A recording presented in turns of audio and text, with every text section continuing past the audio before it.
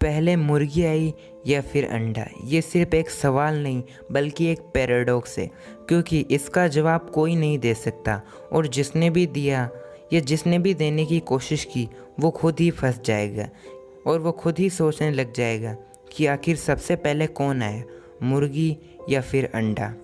लेकिन क्या हम इसका लॉजिकली भी आंसर दे सकते हैं? क्या इसका लॉजिकली भी आंसर दिया जा सकता है? तो मैं कहूँगा हाँ, इसका लॉजिकली भी आंसर दिया जा सकता है। और अगर हम लॉजिकल आंसर गूगल पर ढूंढने जाएं तो गूगल तो हमें कुछ ये कहता है।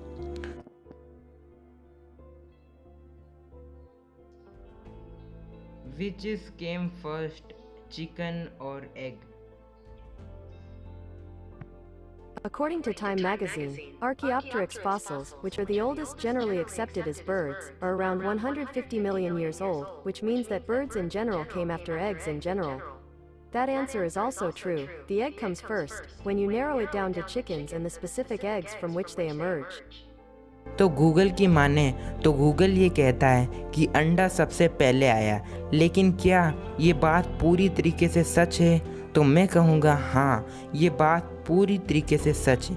लेकिन कैसे? तो ये समझने के लिए आपको समझना होगा टाइम ट्रेवल। जी हाँ फ्रेंड्स, मैं हवा में बातें नहीं कर रहा हूँ, मैं टाइम ट्रेवल की ही बात कर रहा हूँ। तो हुआ कुछ ऐसा होगा कि एक मुर्गी फ्यूचर से पास्ट में आई होगी और उसने अंडा दिया होगा।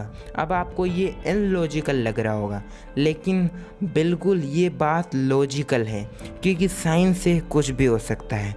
तो वो मुर्गी फ्यूचर से पास्ट में आई होगी और उसने अंडा दिया होगा और वापस अपने प्रेजेंट में लौट गई होगी, और उस अंडे से जो मुर्गी निकली उसके बाद क्या हुआ वो आप सभी को पता ही है।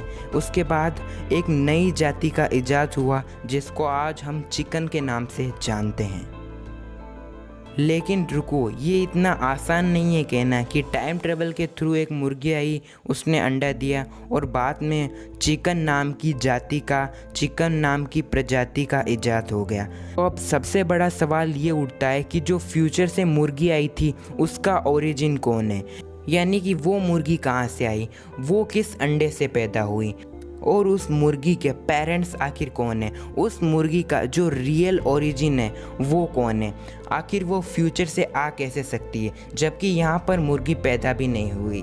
तो ये अब एक पैराडॉक्स बन चुका है और इसको हम कहते हैं बूटस्ट्रैप पैराडॉक्स।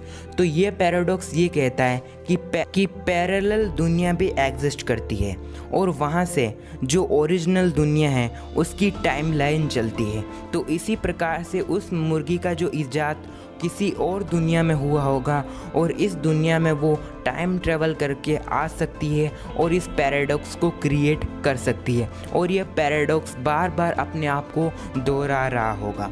तो अगर आपको फिर भी नहीं समझ में आया कि उस मुर्गी का ओरिजिन कौन है तो आप कमेंट सेक्शन में चले जाइए।